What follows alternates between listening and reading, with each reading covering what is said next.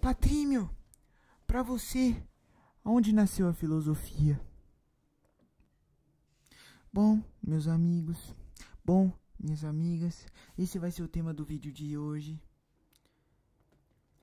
Donde eu concebo o nascimento da filosofia? Será que é dos gregos? Será que é dos modernos? Será que é dos contemporâneos? Será que a filosofia ainda não nasceu da forma como ela deveria ter sido pensada? Eu vou conversar brevemente com vocês sobre essa questão. E essa questão, é importante notar, ela concerne imbricadamente ao projeto de ser. Porque sem ela, não se consegue conceber aquilo que é uma fundamentação filosófica do nosso eu. Por quê? Se a gente não consegue conceber da onde que começaram as perquisições acerca dos porquês e dos grandes questionamentos do mundo, como é que a gente vai conceber um questionamento, um ponto de partida, um questionamento inicial sobre a nossa própria condição enquanto ser? Então, eu vou responder essa pergunta no vídeo de hoje. Bom, meus amigos, minhas amigas, vamos começar aqui fazendo uma breve retomada histórica muito genérica do que foi a história da filosofia. A história da filosofia, ela é acreditada especificamente aos gregos ali datando do século 6 a.C., há muito tempo atrás, pessoal. Há muito tempo atrás. Há um período que é tratado na história do mundo, na história geral e na história dada pelo ensino médio mesmo, porque a história ela tenta fugir um pouco, a ciência histórica tenta fugir um pouquinho dessas definições especificantes do que é um período histórico e do que é outro. A história brinca com recortes que são mais precisos, mas usando um recorte que é menos preciso, mas que serve a nós como uma importante ferramenta metodológica, a filosofia ela nasce, pelo menos a filosofia ocidental, enquanto uma forma sui generis, própria em seu gênero do pensamento, com Tales de Mileto no século 6 a.C., em um período denominado como Antiguidade Clássica. E mais especificamente, a filosofia nasceu em um grupo de cidades-estados gregas que compunham uma polei, um conjunto de polis que orbitava ao redor de Atenas. Então, é importante notar dois principais pontos. A filosofia ocidental nasceu especificamente num gênero próprio de existência, o qual se dá num momento histórico marcado pelo florescimento de uma forma política, filosófica, epistemológica, social, distinta de tudo aquilo que se havia no mundo e que é muito particular de uma região específica do mundo, que foi Atenas e, mais do que isso, as cidades que a subsumiam. Ok? Então, é importante notar que a filosofia, portanto, nasceu a partir de um movimento típico de concepção das cidades-estados gregas. Tá bom? Tá bom? Muito bom, muito bom, muito bom. A partir disso, a filosofia ela começou antes de um cara chamado Sócrates, com questionamentos sobre a ordem do mundo, sobre a ordem do cosmos, sobre a ordem da physis. Quais foram esses questionamentos? Ora bolas, qual é a origem do mundo? Qual é a origem do mito? Qual é a origem do mundo? Por que o mundo é como é? O que é o ser, de certa maneira? E tudo mais. Grande parte desses filósofos, chamados...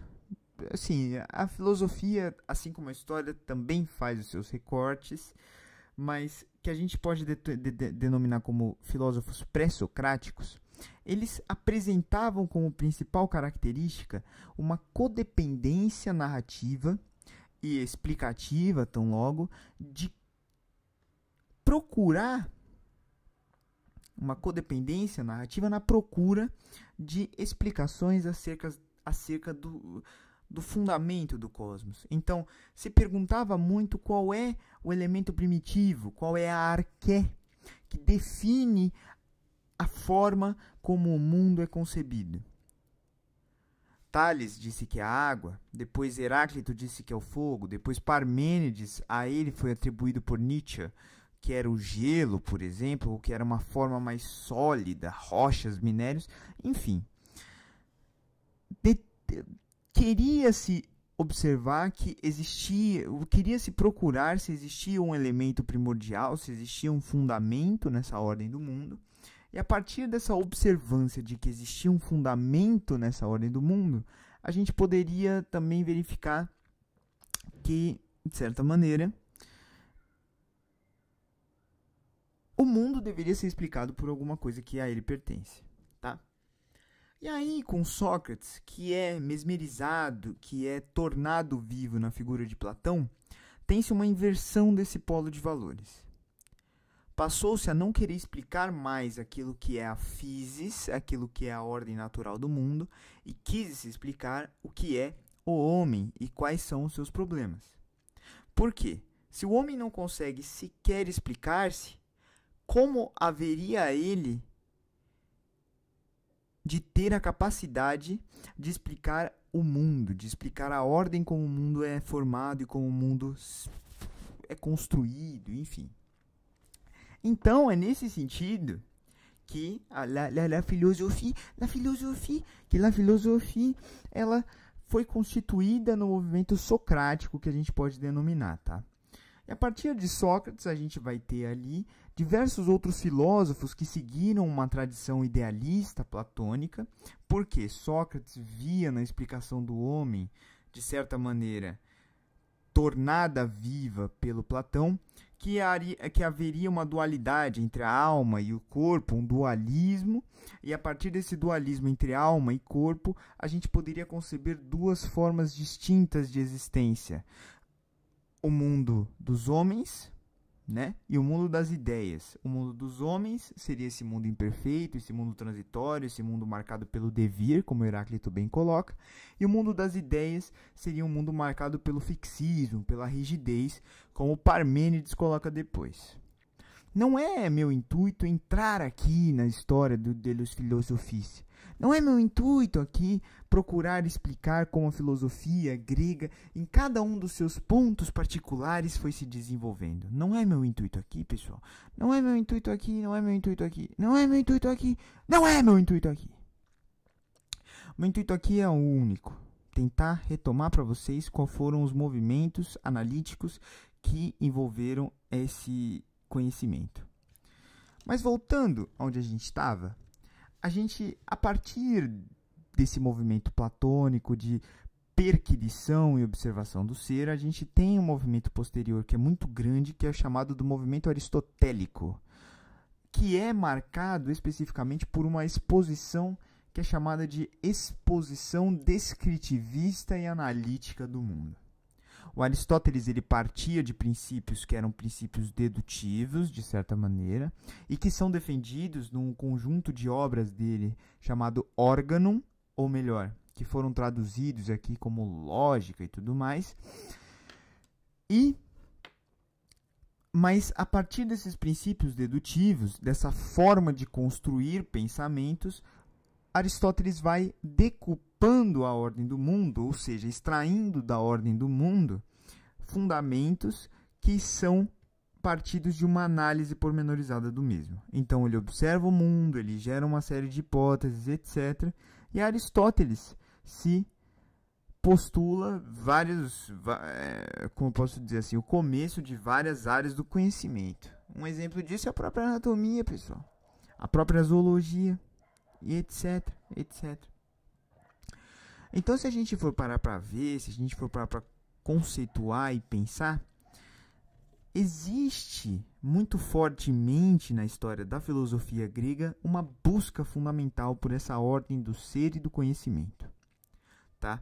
E a partir desse movimento da filosofia grega, a partir destes dois pontos de partida, três na verdade, né, que foram os pré-socráticos, o próprio Sócrates e o próprio Platão e depois Aristóteles, a gente tem a construção do que se chama movimento filosófico bem estabelecido, movimento filosófico ocidental. E a partir disso foram se destrinchando várias outras escolas auxiliares a tudo isso, que foram os estoicos, que foram os cínicos, que foram os céticos, que foram todas essas outras pessoas que foram seguindo até então.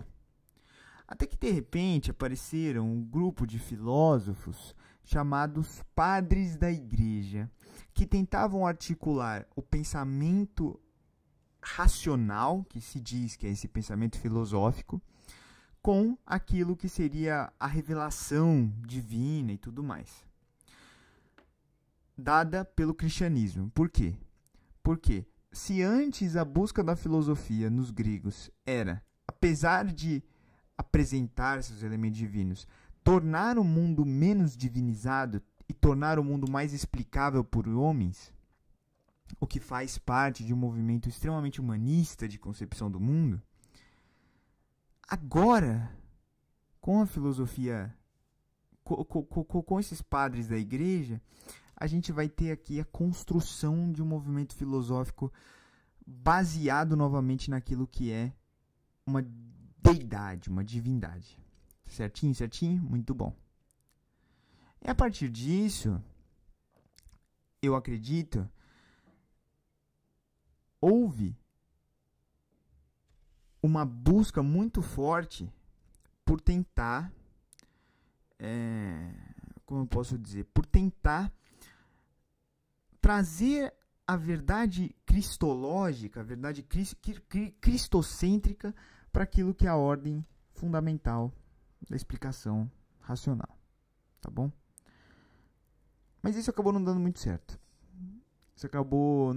certo. E aí, muitos anos depois, isso foi se desenvolvendo, foram pegando elementos da filosofia aristotélica, foram pegando elementos de várias ordens filosóficas árabes, orientais, que seja, mas isso não foi dando muito certo.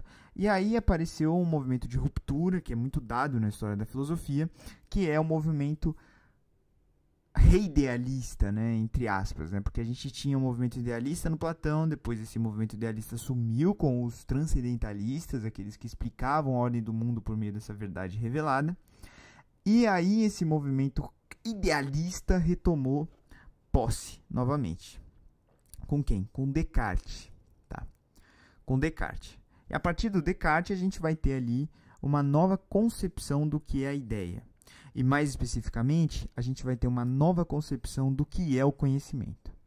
Porque o Descartes, ele estabeleceu um princípio que era primitivo na filosofia antiga, que a dúvida é importante como fundamento filosófico. Que a dúvida é articulada por um método, o qual tem que ser um método baseado nas verdades matemáticas, na lógica dedutiva e tudo mais. E aí, a partir dessa forma de pensar, a gente tem efetivamente a construção daquilo que a gente chama de filosofia moderna.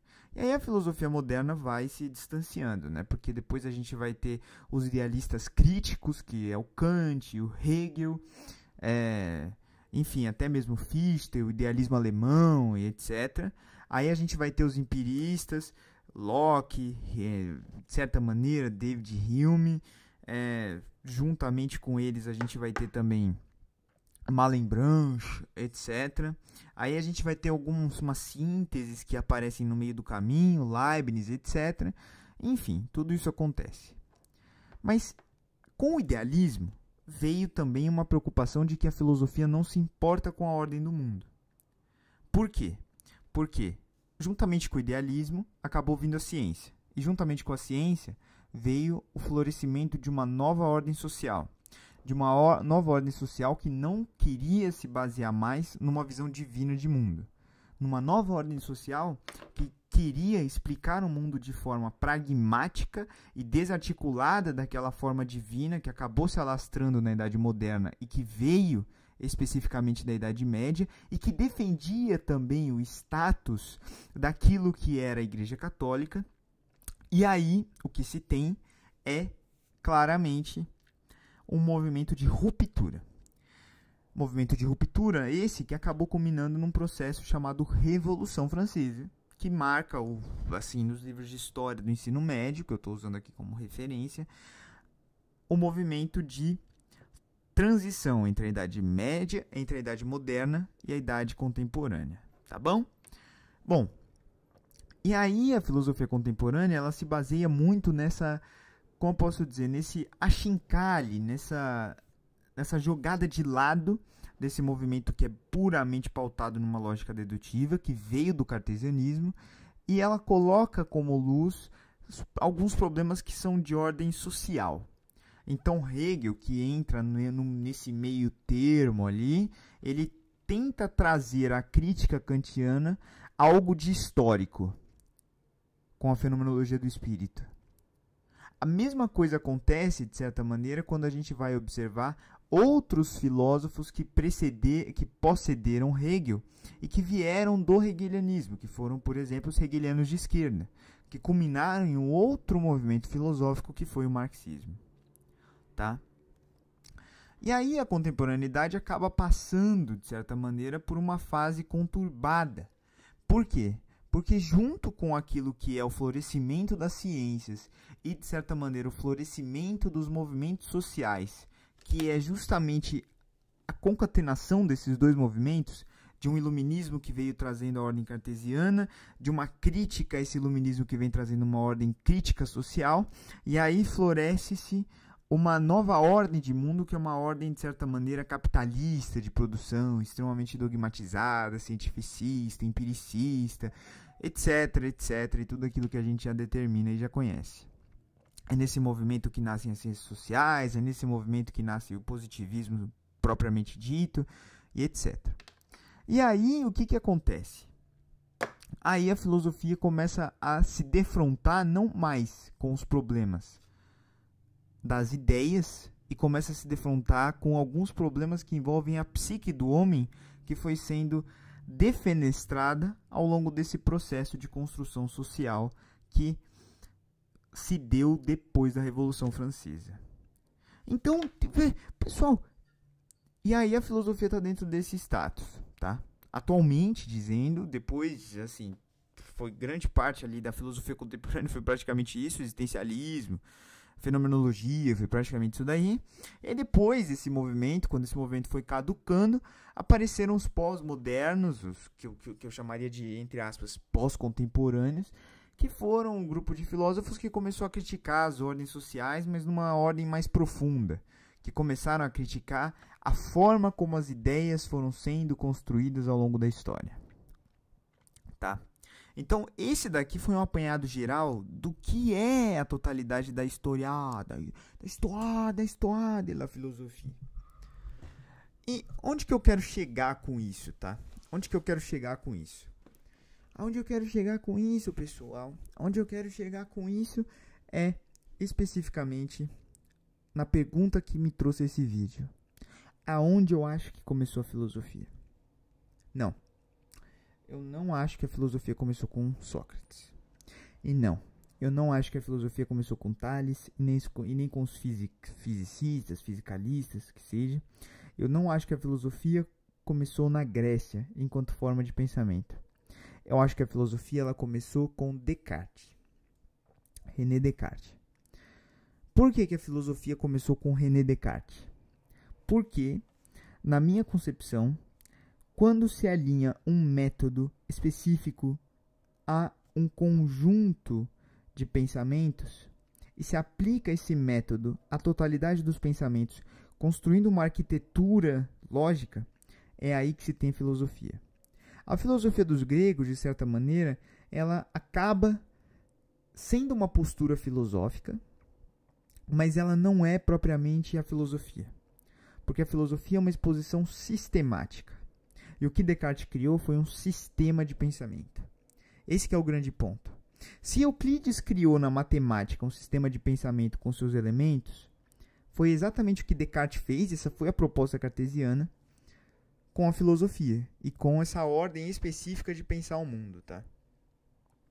Então, o que acontece é que quando a gente traz essa sistematização quando a gente coloca o pensamento dentro de um sistema hipotético e o pensamento mesmo vai se desenvolvendo, e a partir desse desenvolvimento do pensamento se constrói outros campos do saber, é aí que você tem efetivamente a prática filosófica sendo estabelecida. Até então, você poderia ter alguns direcionamentos do que seria a prática filosófica. Mas a gente não tem a prática filosófica por si mesma. É por isso que Etienne Gilson, numa obra chamada O Pensamento Medieval e seu papel dentro da lógica cartesiana, é alguma coisa assim. Ele acaba efetivamente tratando de uma questão de continuidade do pensamento cartesiano daquilo que é o movimento tomista. Uma continuidade e um novo desenvolvimento a partir do movimento tomista. Então, a filosofia cartesiana pegou elementos do tomismo, pegou elementos da filosofia de São Tomás de Aquino e daqueles que vieram depois na Universidade de Paris, mas ela conseguiu transformar de forma efetiva. Olha que beleza, pessoal. Olha que beleza, pessoal. Olha que beleza. Mas ela conseguiu transformar de forma efetiva a filosofia em um campo sistemático. E foi aí que, na minha concepção, nasceu a filosofia. Tá bom? É isso aí, pessoal. Deixem seus comentários aqui sobre o que vocês pensam sobre a origem da filosofia. Eu não acredito que a origem da filosofia seja nos gregos. Não acredito. Eu gostaria muito que vocês colocassem questionamentos para que eu respondesse em vídeos posteriores. Tá bom? Muito obrigado, pessoal. Valeu. Tchau.